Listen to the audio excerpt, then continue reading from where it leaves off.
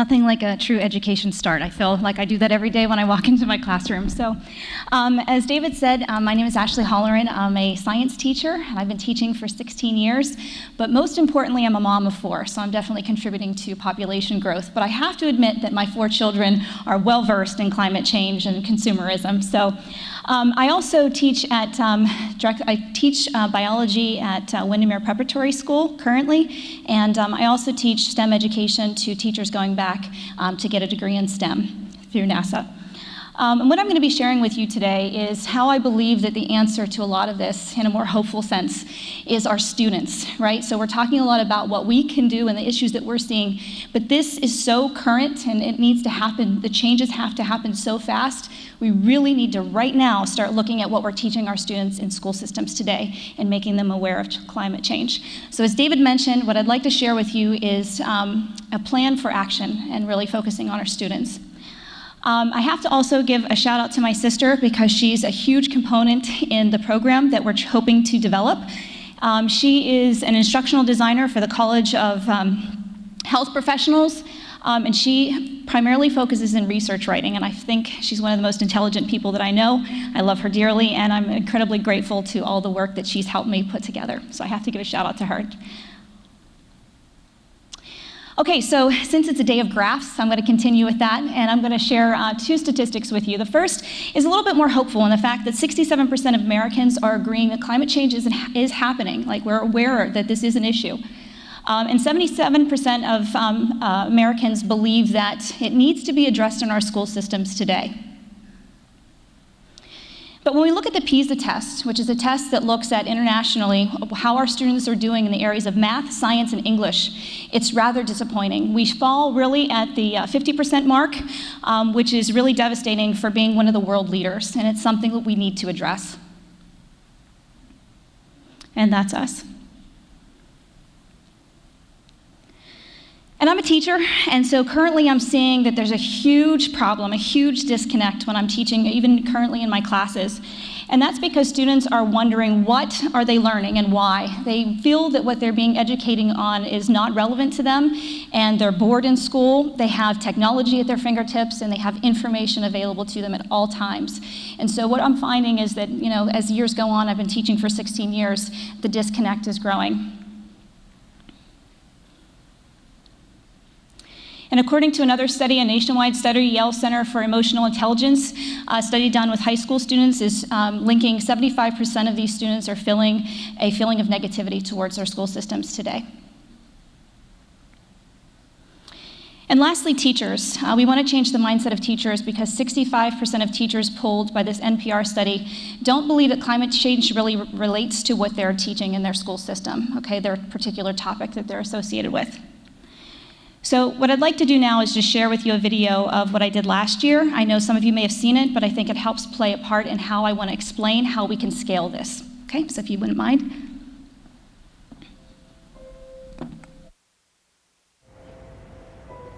Growing up in Palm Beach, I've always been in the ocean and at the beach. I've never really understood how much of a global problem this coral reef issue is until now. So Florida has a lot to lose because we're missing our protective barrier of coral that was there up until the early 80s. Since then, we've gone through a number of diseases and hurricanes, and these things have essentially wiped out the reef tract such that it no longer provides an effective breakwater against the big waves that come with the bigger storms that are now in increasing prevalence. The economy and even human lives are at stake.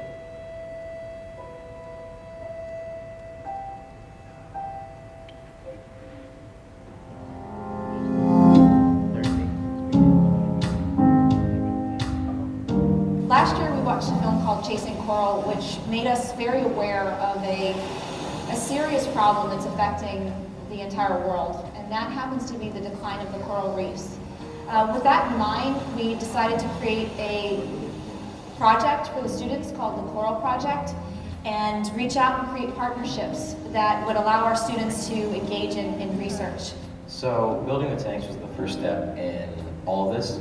So our grade was tasked with building all the systems, and all the engineering that goes into it is really incredible. So we've just been doing a lot of preparation, like setting up the lighting system, protein skimmer, chiller, heater, and all that stuff to make sure that the water is ideal for the corals so that we can really do beneficial research.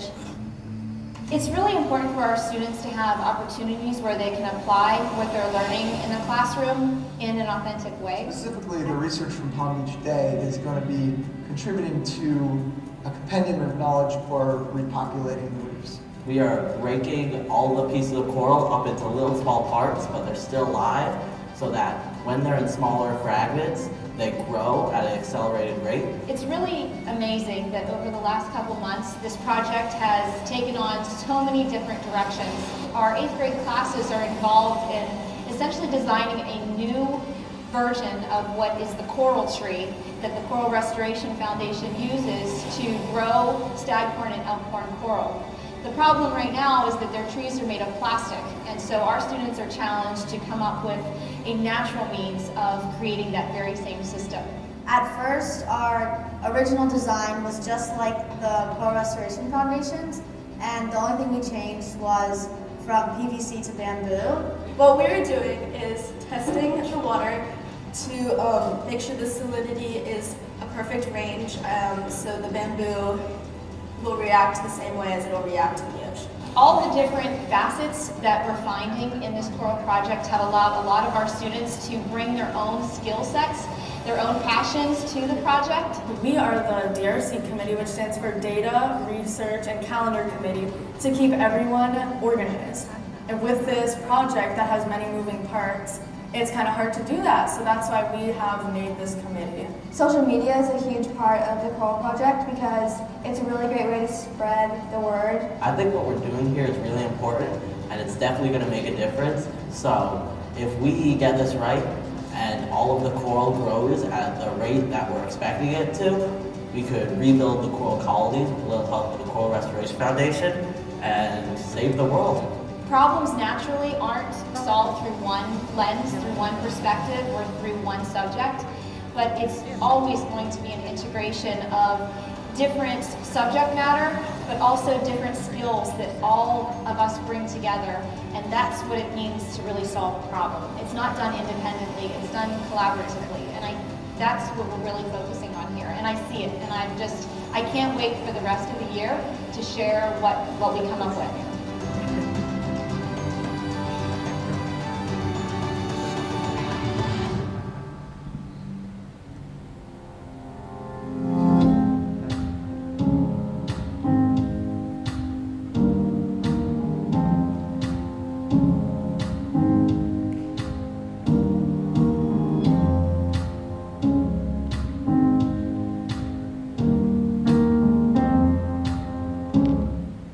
Okay, I'm hoping in that film what you saw first and foremost was empathy, because our kids have to be able to empathize with the problems that we are going to be facing, us and them in the future.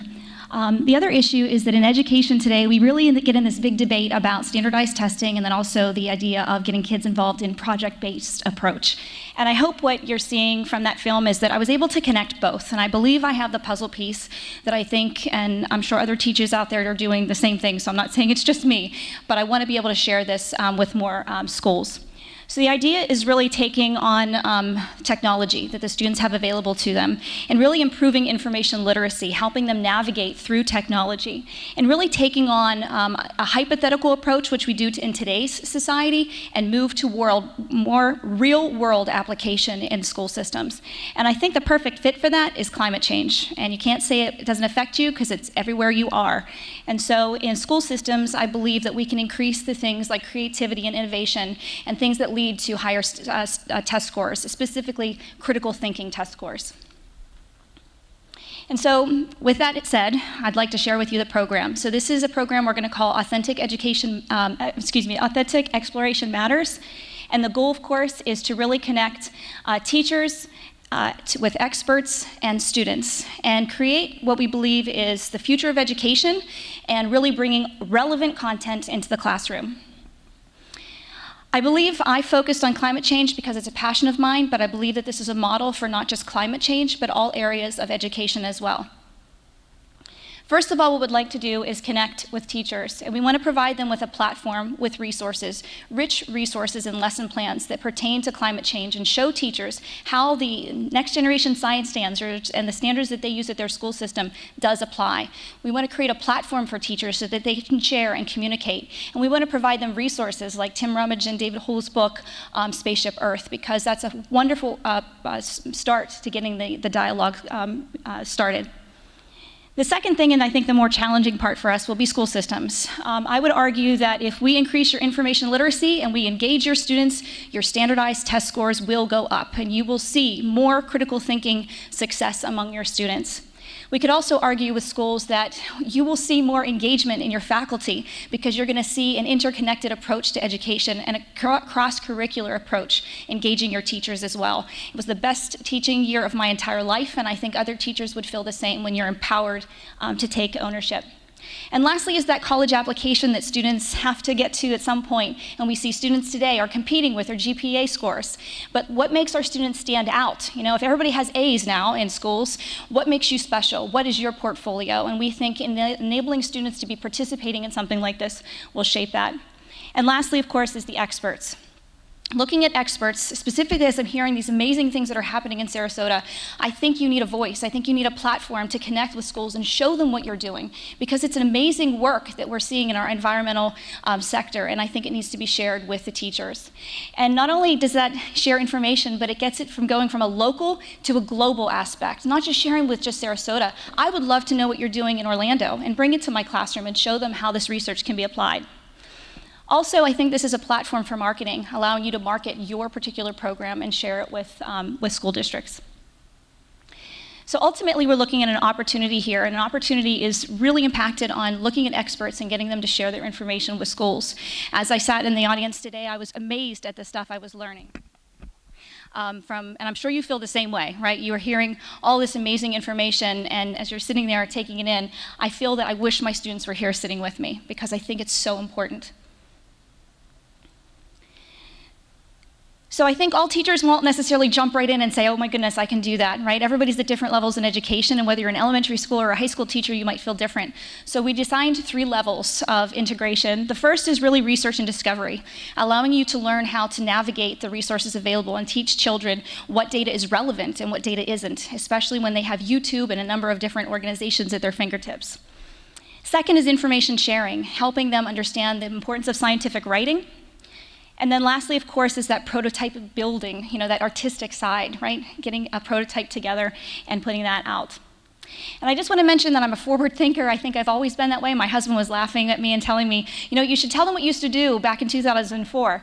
Well, in 2004, I was writing science kits for my classes in CSI because it was a big thing, and I was making all these kits. And today, there's a company out there that has 1 billion subscribers to the very same thing, which is funny. And in 2011, I worked with the American Board of Osteopathic Medicine to develop a pre and post survey to change physicians' thinking. And today it's actually a patient advocacy site. And so I think that I'm on to the next big thing. I really do. In 2019, the Coral Project shaped my life. It's something that I really want to bring to teachers and to schools and to show them that they can really reform education in a way that it should be and not the way it is currently. So I searched online and I found an organization that I think has the platform that I would use similar. My husband's actually a coach, and he's the one that showed this to me. He's an athletic director, so we got the sports in the family and the science. But this is a perfect platform. It's a subscription-based platform, because I know the first question for those of you who are investors is, you know, how's it going to make money? I want to teach kids, but I understand I have to talk about this piece. So the idea is to have a subscription plan and to make it available to teachers or school districts. And of course, having a subscription plan gives you different, obviously, price points of students getting engaged and teachers. Now, obviously, the expenses, this is not my background, but from talking with people in order to develop a website, it's going to cost me around $10,000 to $15,000 to do that. And obviously, the videos that we'd want to have on there for teachers to bring content into their classroom. And so what I want to prove is that this has revenue expectations. According to IES, 56.6 million students were enrolled in school from elementary, middle, and high school as of last year. Along with that, 3.7 million teachers. So not only is that a billion-dollar industry, that's 56.6 children that we can get engaged in climate change and make an impact in their future. And so with that, I just want to say thank you, and I want to encourage you, if you have any interest in helping me with this program, if you're a teacher, if you are an investor, or if you're an expert, I would love to hear from you. And if, according to David's great suggestion, I do have business cards this time, which I didn't last. So if you're interested at all, I would love to give you my information so that we can connect. So thank you so much for your time. Well done, Lola.